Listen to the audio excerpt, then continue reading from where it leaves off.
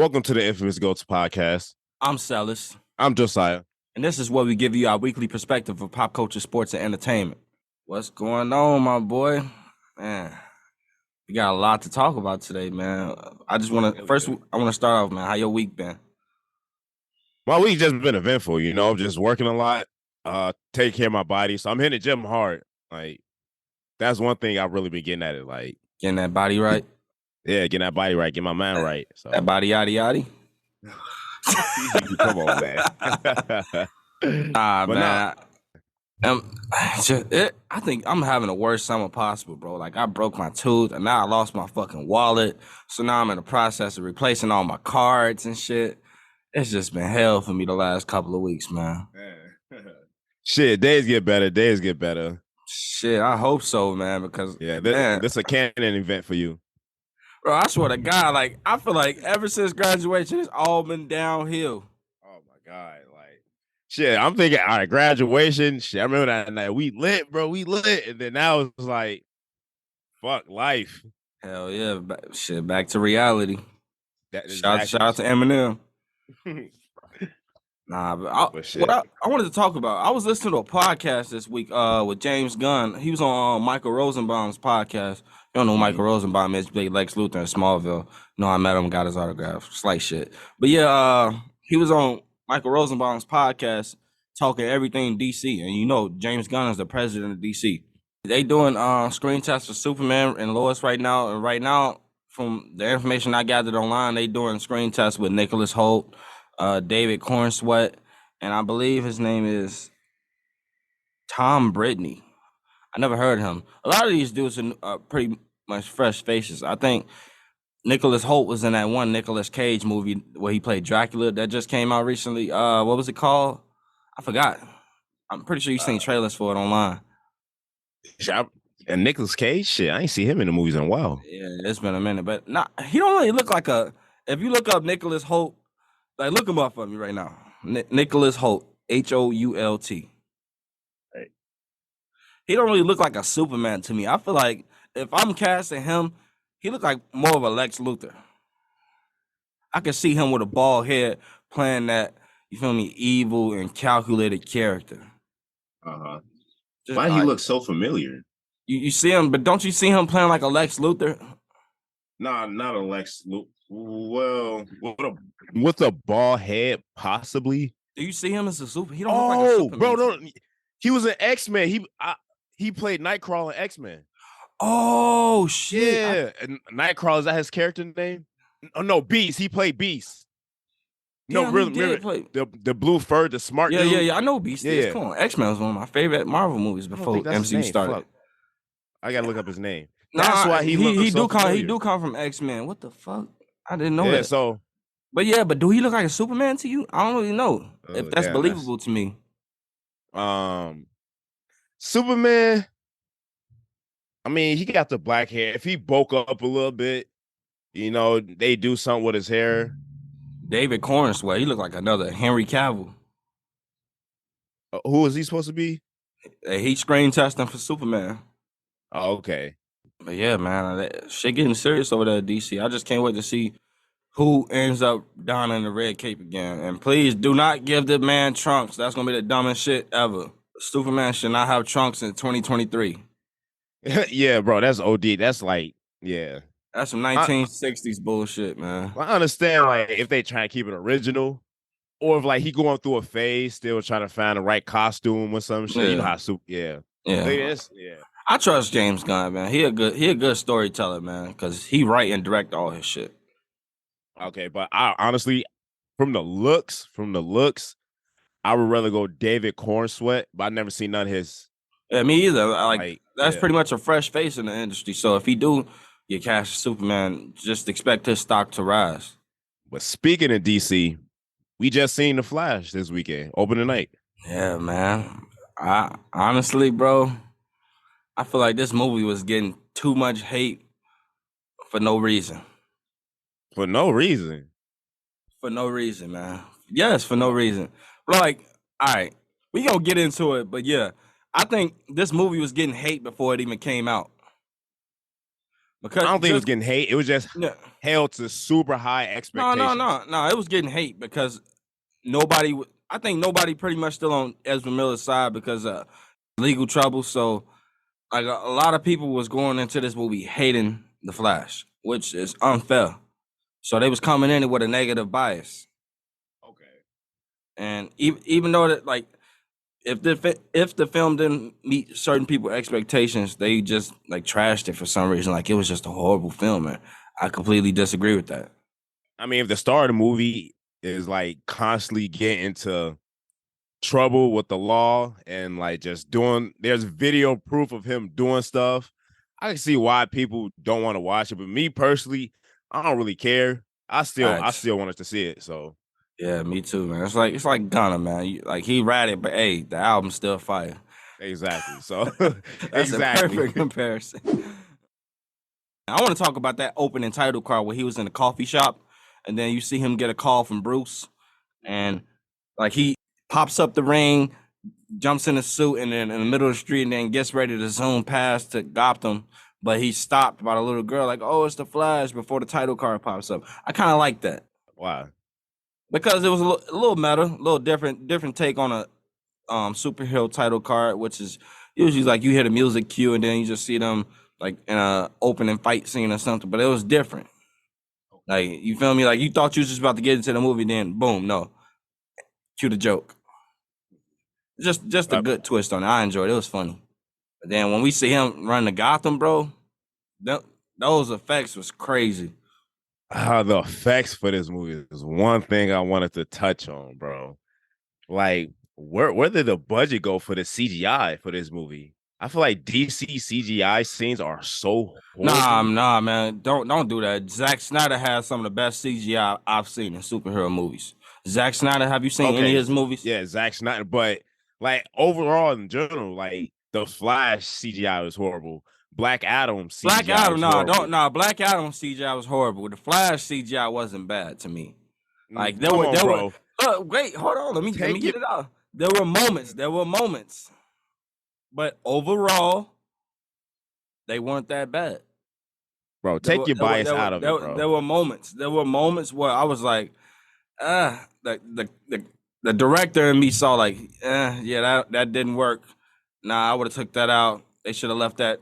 Like there were parts of it. I was just, yeah, they should have left that on the cutting floor. Nah, should have came in the final cut at all. But that's just me. That's one thing I dislike about this movie so much was like the CGI. But like there's some scenes that like the effects were great. Like the first running scene for Flash. I enjoyed that scene, honestly. Yeah, Like we're the on his way to colors Gotham. and yeah, on his way to Gotham, like the colors and all the other stuff. Even like the little things, the little details they was doing. Like him running Yeah, past yeah, cars, he taking had a hot dogs. different run in this movie. Cause like the Zack Snyder movies, like he was like he had like this weird motion where he was starting from the hip with the hand motions, and but now it's just like side to side, like regular running. Yeah, as you can see, like when Barry gets to Gotham, he helped Bruce stop a robbery from Falcone and his henchmen. Basically, when you see Barry go and stop all the kids from falling out the building from the maternity ward with the nurse, what do you think about that scene, man? When we first see him go into flash time, which is when he slows time, everything is moving super slow. Mm-hmm. Man, it was a good scene. It was a good scene. You know, kind of like predictable. You know, Predictable. but What was predictable about it?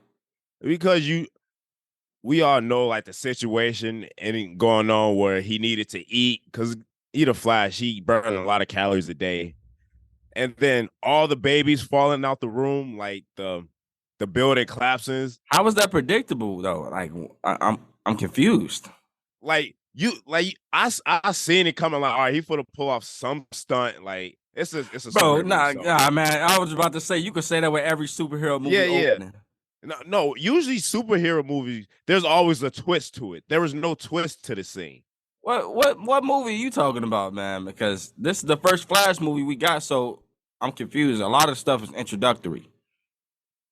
I mean, Like like you see the new suit, you see that You see that basically the Justice League still together in this movie, but you see that Barry is also a veteran and he got the years in because Yeah. Justice League, it was still going off of like 2014, 2015, but now we in present time. Yeah, but I'm not talking about movie. I'm talking about that one scene. Because usually there's like a problem that's like, I can't save them because of this.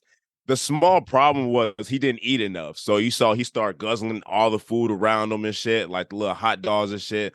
Bro. I'm like, okay. Yeah, it's the Flash, bro. I'm confused. How is that predictable? You just think like, oh yeah, look, the Flash gonna get hungry before he see these kids and they gonna eat. How is that predictable? You can't predict that, bro. Yes, you can. He was hungry when he left the coffee shop. He like, oh, I gotta eat breakfast. I gotta eat breakfast. And then you saw the vending machine. I'm like, yeah, he's gonna go to the vending machine. All of a sudden, y'all can tell who now. the DC fan and who the Marvel fan in this conversation. Yeah. Like, Now I like that scene when you see him save all the babies because you see how fast he really is when he slowed everything down and then he went to the vending machine and grabbed the food and loaded up and then he started saving all the kids before they hit the ground. I wasn't mad at that scene. That was actually kind of raw to me. When you see I love the camera angle when it flipped when he running upside the building. That was pretty nice visual effects. But one scene I really wanted to compare that to, it's a Marvel movie. Well, a Fox movie, but it's a Marvel movie. It's not a Marvel. X-Men Apocalypse. You don't remember that scene, Quicksilver? He going up to the school, and then it's about to blow up. And then I didn't watch X-Men Apocalypse. That was a flop, man. I don't watch flops, bro. Bro, that scene right there. Compare that scene to the Flash. Just go watch that scene. You will enjoy that scene more.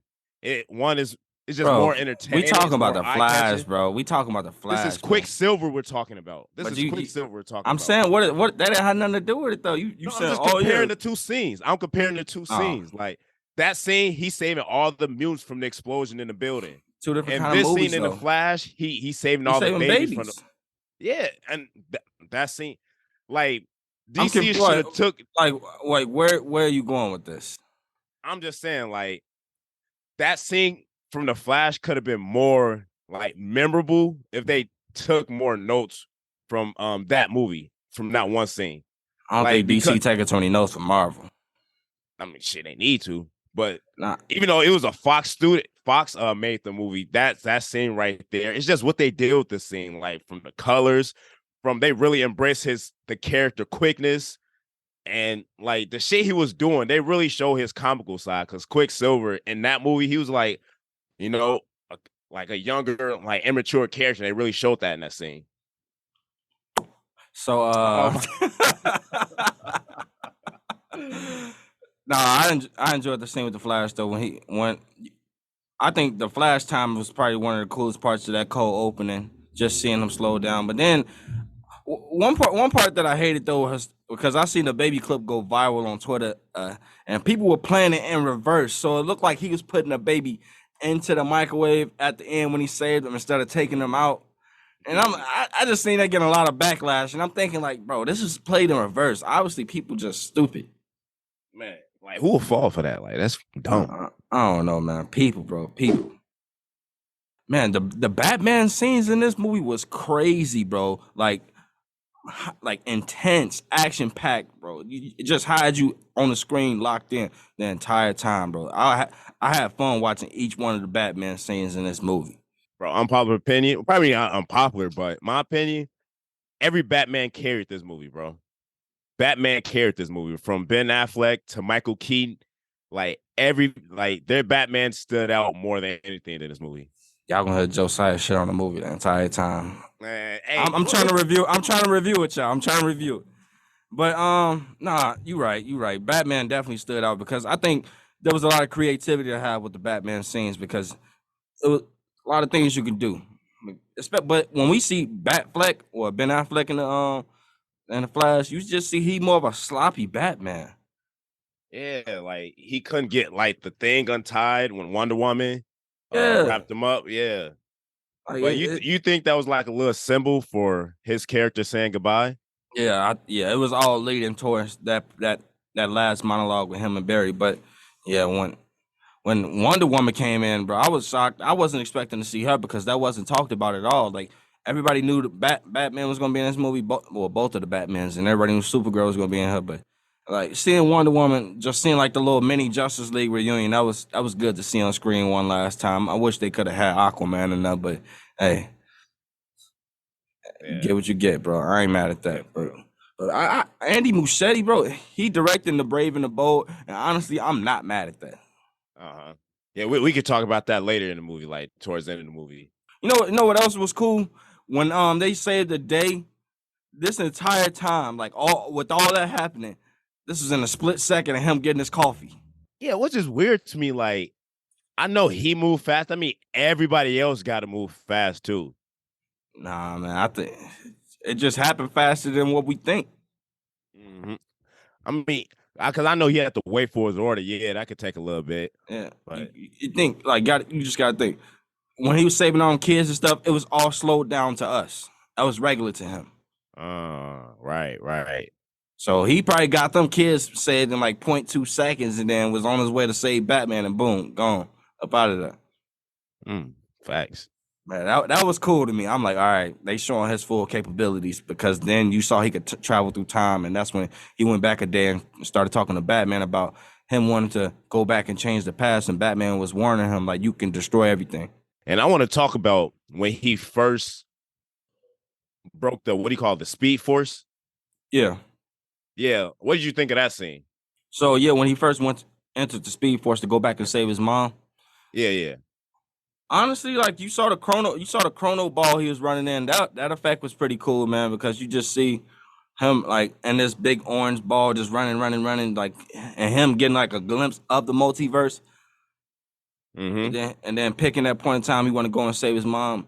You just see him reacting to what was going on at the time he was a kid, just reflecting on all his memories, and then you see him run past his future self. That was cool. Yeah, that Like that you was raw just as you hell. saw the shift from night to day. I mean, from day to night when he ran past himself. Yeah. You know what I didn't notice in this movie? Well, something new that they added in this movie.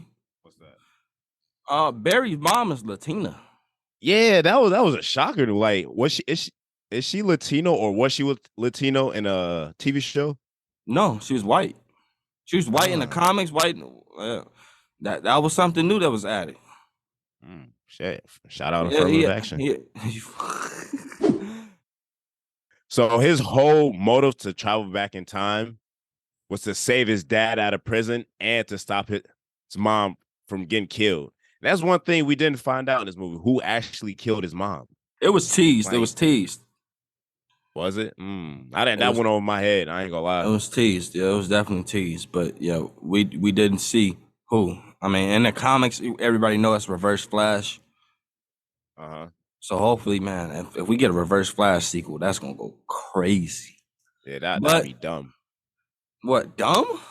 I mean, I'd be dumb stupid. Yeah, I mean, not. It would dumb good. It would be dumb It'd be good. stupid. It'd be fat. It'd be. That's how I used to say it in the '90s, bro.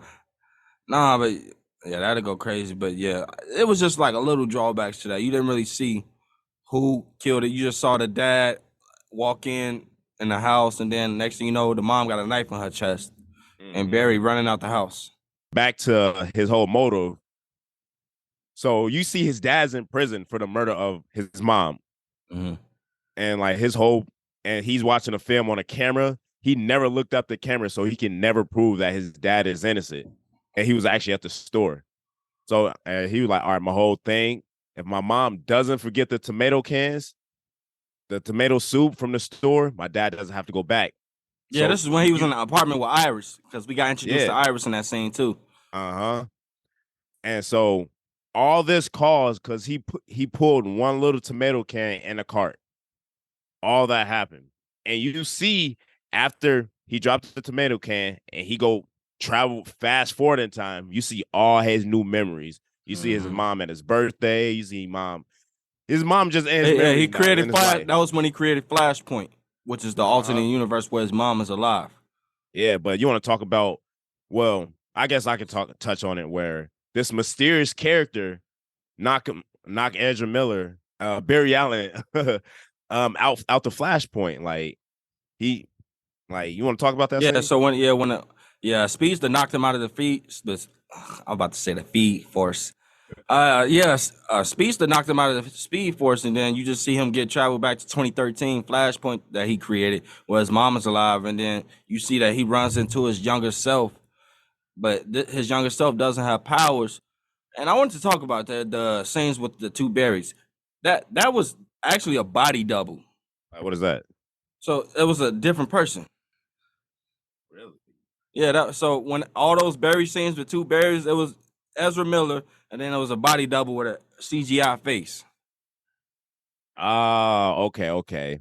And so something like how they did with Captain America, like when he was all skinny and scrawny, like that was CGI. Like you Yeah, don't remember? yeah, yeah, Yeah, yeah. yeah. Basically, yeah. Same thing with Okay. that. Yeah. Honestly, those scenes didn't look that bad to me. Some of them, I was like, but majority of the time, it was believable because Mm. I think Ezra Miller's performance allowed you to believe it. Okay, but what did you think about the two Barry Allen's characters like meeting? Just that was pretty funny, man. But yeah, in this where you see Barry, the younger Barry has no recollection of who the Justice League is or who like any superheroes are because they don't exist. Mm-hmm. So he's not the same as the Barry we got right now, the Flash, and he don't got powers. Yeah, that's one props I get this movie. Um, you see like Barry Allen from the original timeline, the older Barry Allen. He's a pretty immature character. He's still figuring himself out, and then he runs to his younger self, and you see that kind of like makes him mature, and Hmm. you see his character development all throughout the movie just by meeting his younger self. That kind of bounced off both of them, honestly. Yeah, Well, the younger Barry kind of took it differently at the end of the movie. We could get into that later. yeah, but yeah, you just see them. You see Barry trying to correct all younger Barry's mistakes because he made them already himself and allow him to mature. And that's when you see them go to Central City Police Department to recreate because Central City Police Department is where Barry got his powers where he's struck by lightning. So he was gonna take younger Barry there to sit in front of the lightning and struck, but he didn't want to do it, so he trying to hold him in place. Both of them ended up getting struck. The younger Barry get his powers, but the older Barry powers get taken away from the lightning. What we also learned is Barry Allen was there in Man of Steel when Superman was fighting Zod. He was in Metropolis, not Metropolis. He was in what's that Metropolis? I believe that was Metropolis. He was in Metropolis that day when Zod was fighting Superman. Was he? Yeah, he remember we Oh, saw him run into the city. He saved the little boy, but couldn't save the little boy's dad right, right. because he didn't know how Damn. to use his powers. And Uh-huh. that was a crazy look. I like that little connection that they made. I'm like, oh shit. So he was there That's because that's dope we to was know. never introduced into the Flash till Batman versus Superman. Yeah. Man. I wish they made that little known in the older movie, like the Flash. They could have teased him a little bit, but I AT's guess Lex like Luthor and Man of Steel and Bruce Wayne. yeah, but they ain't, like did they even go anywhere with that? Yeah, it led to Batman versus Superman. Oh, did it? Okay, yeah, I'm not. Yeah, I'm You know, not up to date he on don't that, watch DC, man. He don't watch DC. man.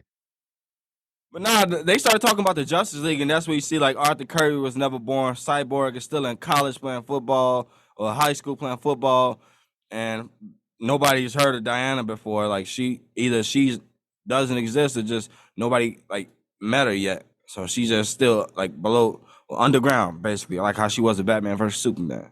Uh huh.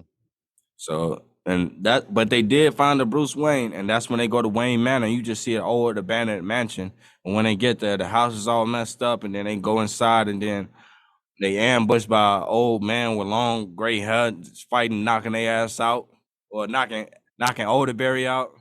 Yeah, and the younger Barry, he just bobbing and weaving, like what you doing here? Not even helping, man. That shit was funny as hell. Just that whole fight scene. And I'm like, at first I was confused. I'm like, who the fuck is this old man?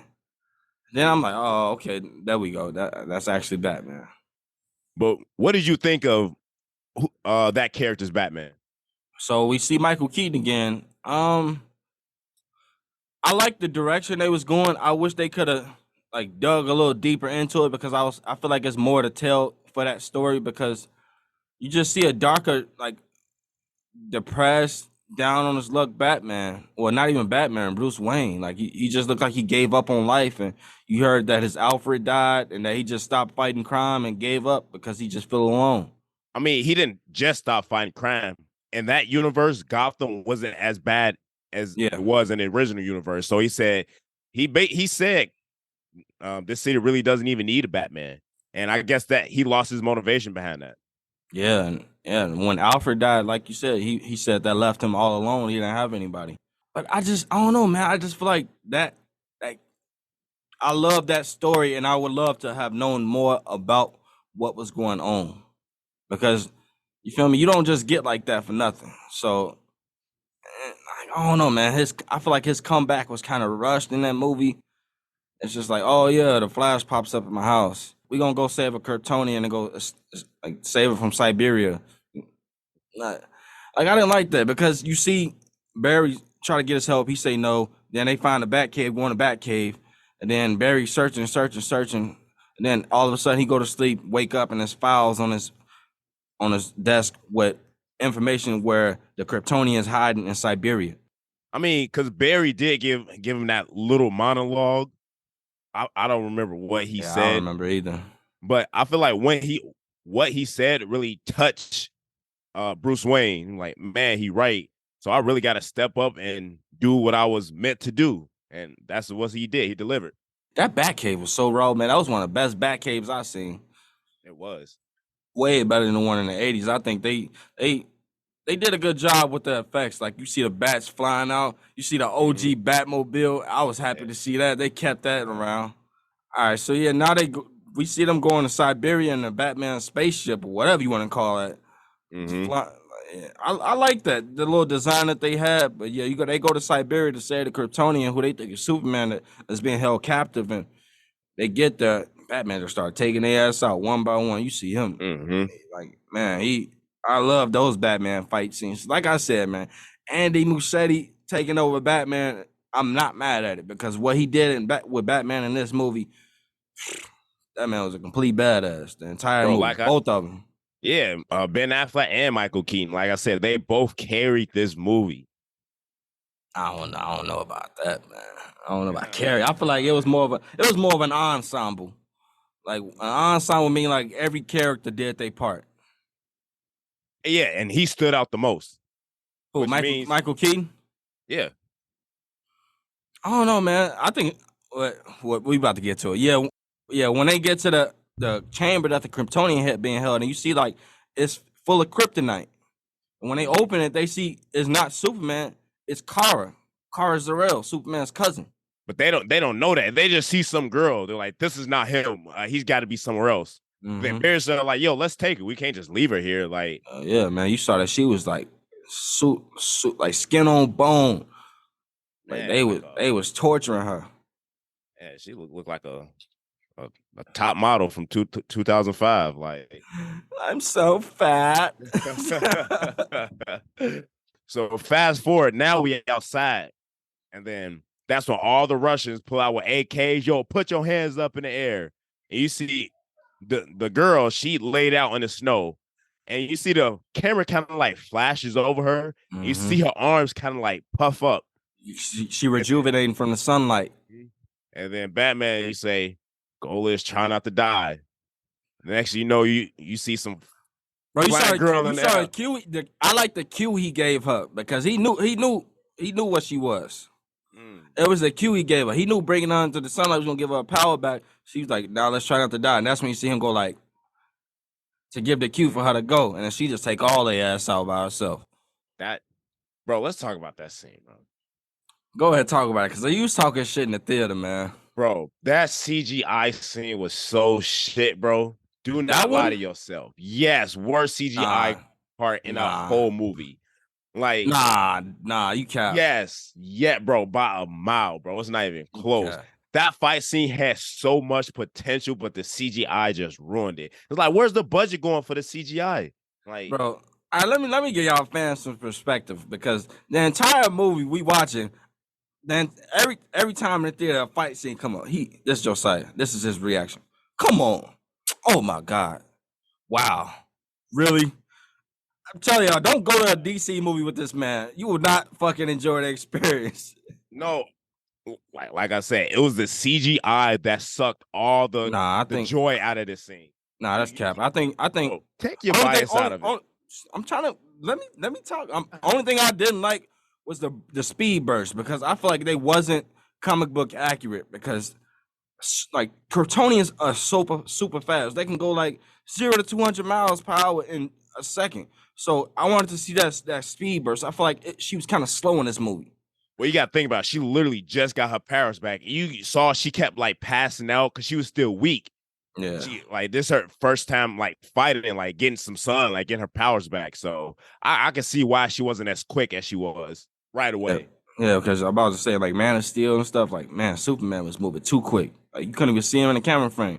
And one thing I do know about DC Comics, Kara is actually more powerful than Clark. Mm-hmm.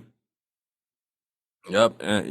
And what's crazy is like, man, Sasha Cal fine as hell, man. This is a fine ass Superwoman they got. But I like the direction they went with it, not just getting the typical, you feel me, blonde white girl. Do you think they'll bring her character back? I hope so because I honestly she stole the show for me. Think so, bro. She did put on a great performance. Yeah, she did put on. I like the tone she brought with this. Yeah, that's exactly what I was about to say. The tone that she had.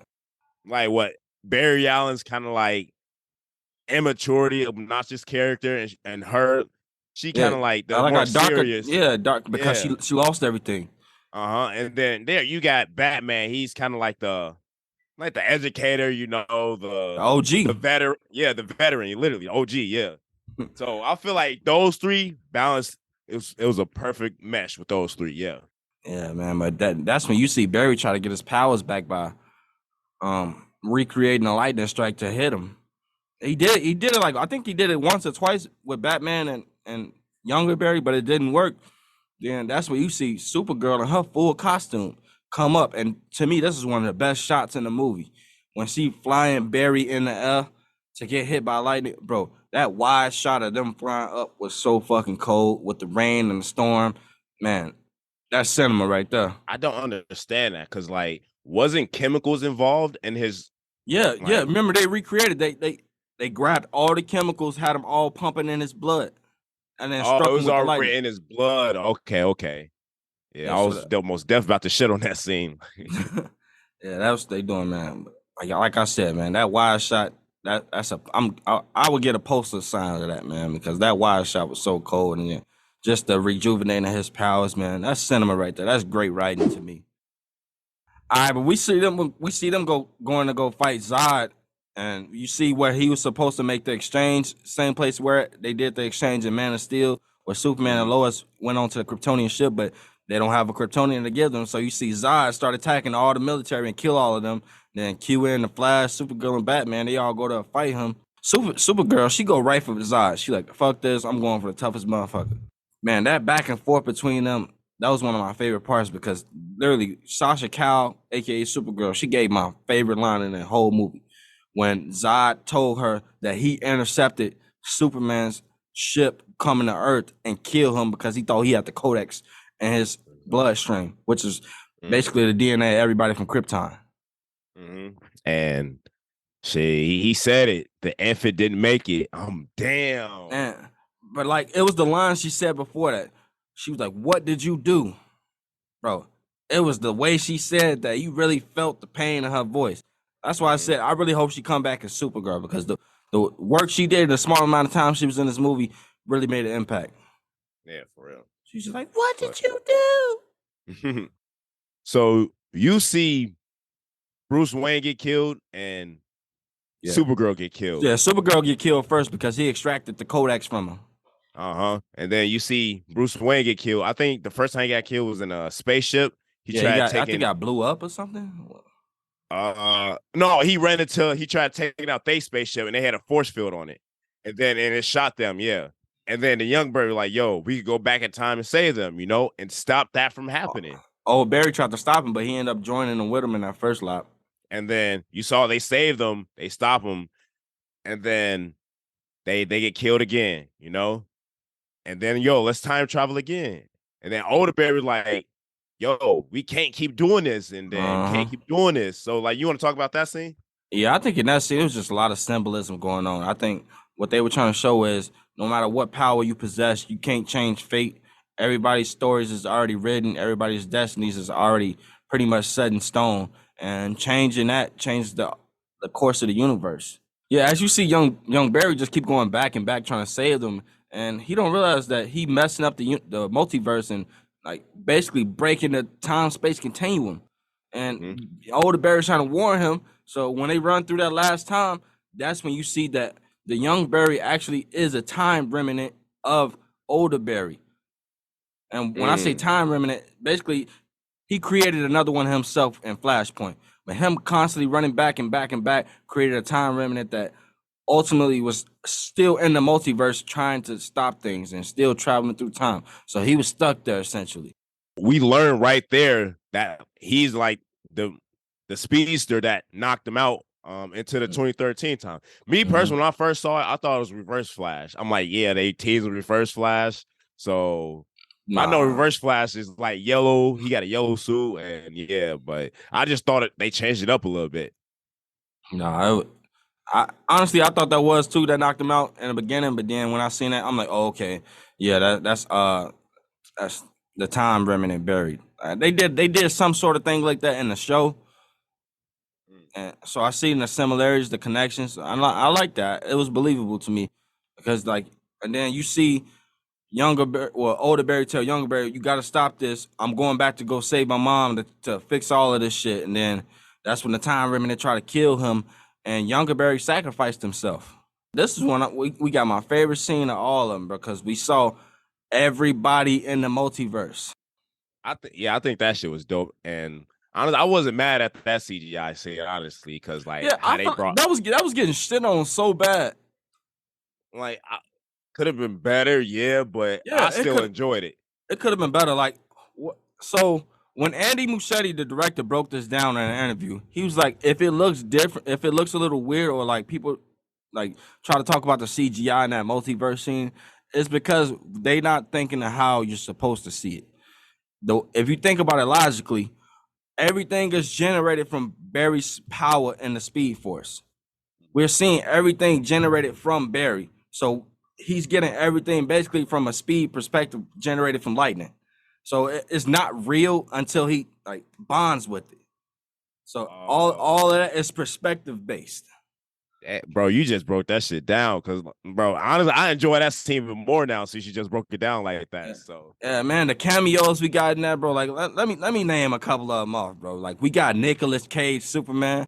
Well, he never played Superman in the movie. He was supposed to. He did a screen test for a movie called Superman Lives that Tim Burton was supposed to direct, but it never came to fruition. So they put him in there. That was cool to see. They put Adam West and Burt Ward, the OG Batman and Robin from the '60s.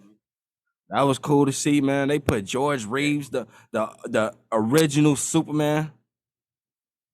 original, wait, what year was that? What, 50s or? Yeah, 1950s. And Okay. did you know Ben Affleck played him in a movie? It's I called didn't. Hollywood. What? It's called Hollywoodland. He played George Reeves. That's crazy, bro. It's crazy how the fucking universe works like that. And they both in the same universe with heroes. That's Hell crazy. yeah, I like that little. That was just like a little connection. I just wanted to throw out there. That was crazy to me to hear. But then you see Christopher Reeves and Helen Slater. That was my favorite cameo. That was my favorite cameo. Having the original Superman and the original Supergirl side by side, bro. I was just like, oh shit, like bro, that gave me chills because seeing Christopher Reeve again in a big screen for the first time in my life. That scene right there, it was probably like one of my favorite scenes in the multiverse, like when they went into the multiverse, honestly. Because one, it gave you that nostalgic feeling, just bringing those characters to life, honestly. Characters you probably forgot of or you wasn't even thinking about seeing. I feel like this was like a good treat to like throw in the movie. Yeah, all DC fans they appreciate. Well, I hope DC fans appreciate this movie because pretty much everybody is shitting on it. I feel like everybody that was shitting on this movie on Twitter is all Marvel fans. All Marvel fans. Bro, we could get into that later, Y'all, bro. y'all, We go y'all deep as fuck in these streets, we man. go get into that later, man. All right, so next, after all that, he go back to the grocery store. So he literally go back to the beginning of the movie. He sees himself put in a can in a shopping cart. And then when he runs off, then that's when he sees his mom again. He put on like a little disguise, whatever. Conversate because he knowing I'm not going to see my mom again.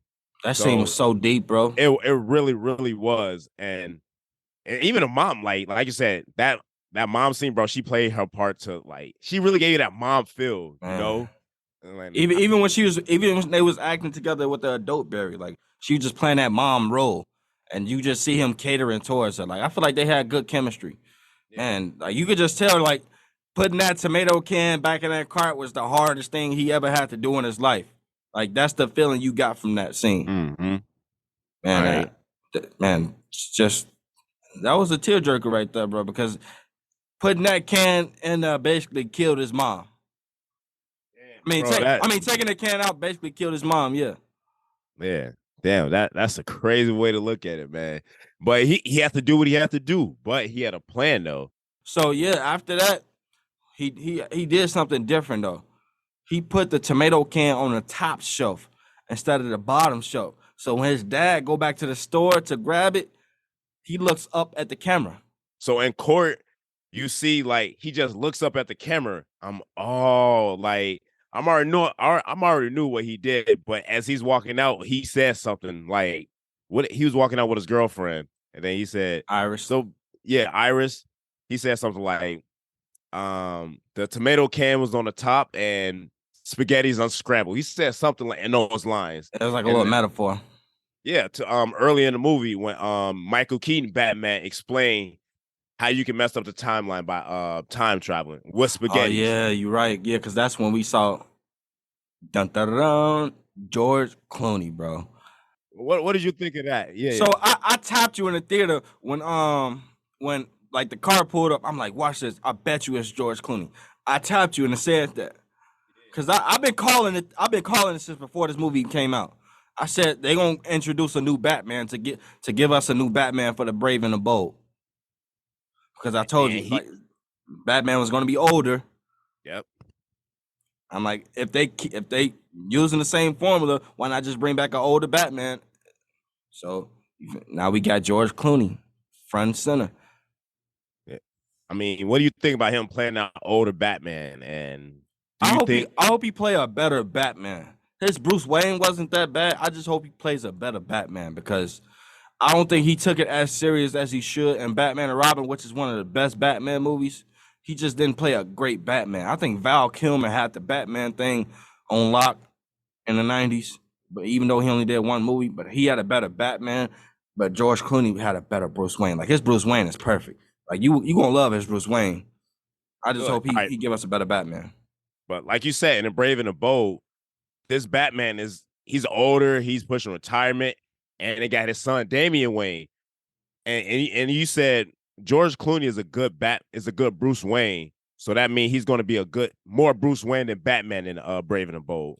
Yeah, I could see that. Man, I'm excited for Brave and the Bold though, because what Andy Muschietti did with all the Batman scenes in this movie, just throw in the Brave and the Bold and then add in Catwoman and fucking Robin and all those villains, bro. Shit finna get real. Yeah, and then we get to the post-credit scene, man. And honestly, I didn't really understand this part because we see Barry talking to Aquaman, aka Arthur Curry, aka Jason Momoa. Then the man drunk out of his mind, Jason Momoa is, and Barry trying to tell him, like, yeah, I traveled through the multiverse and now there's a new Bruce Wayne. And like, bro, just not paying attention at all. Like the man fall in a puddle, just playing with water. Like I didn't understand that scene at all. Like, is it gonna lead to Aquaman 2? Is that the kind of Aquaman we're gonna have in Aquaman 2 where he just a drunk, broken? All right, so overall, what would you rate this movie? I'm gonna take out all my bias and be realistic. This movie was a solid 7 out of 10 for me. A solid 7 out of 10. Like, don't get me wrong. It was a good. I agree with you. I give it a 7 out of 10 too. It was a good watch. Don't get me wrong, but as a superhero fan, and like what's even crazier, man, this is not performing well in the box office right now. Like it said the Flash is now projected to end its worldwide box office run under 350 million, which would be less than Black Adam, Eternals, Black Widow, Uncharted. Warner Bros. Will lose $300 million on this movie as a result of the underwhelming response from fans. And I think, bro, it's just the controversy surrounding this. The movie was announced 6 years ago, went into production 4 years ago, just got released. All the shit that's happening with Ezra Miller, and then you got Spider-Man Across the Spider-Verse that just released a week or two ago. So it's competing with that. Like, and June is just a big month. You got Indiana Jones coming out in a week. June is just a big month for movies, and I think everything surrounding this was just bad because, especially all the hate people got for the DCEU because of the controversy they had going on with Warner Bros. And Zack Snyder. All right, but that's gonna do it for us today, y'all. Make sure you like, comment, and subscribe. Follow us on Facebook and YouTube at Infamous Ghost Podcast, and you can follow us on Instagram at Infamous Ghost Pod. And you can follow us on Twitter and TikTok at Infamous Goats. Until then, we see y'all next week. Peace.